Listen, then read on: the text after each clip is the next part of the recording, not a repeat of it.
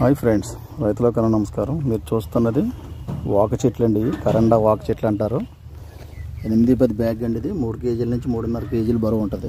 ఈ సైజు మొక్క పాతుకుంటే అండి రైతుకి మనేదలు లేకుండా, డ్యామేజ్ లేకుండా లైన్లో ఇలా పెరుగుద్ది అనమాట. చూడండి, ఈ లైన్ ఎలా పెరిగింది అలా పెరుగుద్ది. అలా కాకుండా ఏదో చిన్న చిన్న మొక్కలు 6 అంగుళాలు 3 అంగుళాలు మొక్కలు కావాలి మాకు తక్కువ రేటుకి అంటున్నారు. అవి మీరు పట్టుకెళ్ళినా బతికించలేరు, చచ్చిపోతాయి.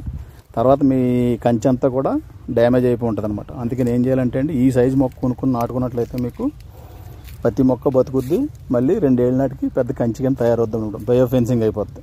కాబట్టి ఎవరైనా చిన్న మొక్కలు 2-3 సార్లు కొనుక్కుని పాదుకుని దాంతో ఇబ్బంది పడి కన్నా ఒకేసారి ఈ సైజు మొక్క కొనుక్కుంటే మీకు మంచి జరుగుద్ది అనమాట అండి.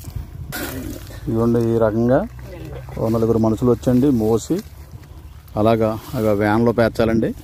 ఈ పని అంతా మీకు చేసి మీ దగ్గర పంపి ఏర్పాటు చేస్తాం.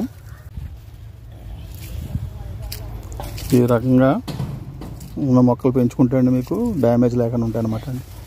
ఒకసారి కొని అందులో సగం మొక్కలు చచ్చిపోయినండి, మళ్ళీ ఇంకోసారి వేసుకోవాలంటే కంచి తయారవుతుంది అనమాట. కాబట్టి ఇలాగ వయసు ఉన్న మొక్కలు, కొంచెం ముతర మొక్కలు కొనుక్కోవడం శ్రేయస్కరం. ఇలాగ ఈ మొక్కలు ఇలా మనుషులను పెట్టండి, పట్టుకెళ్ళి వ్యాన్లో చేర్పించాలి.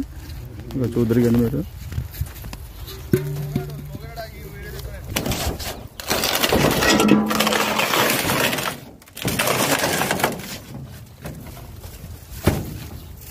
ఇవ్వండి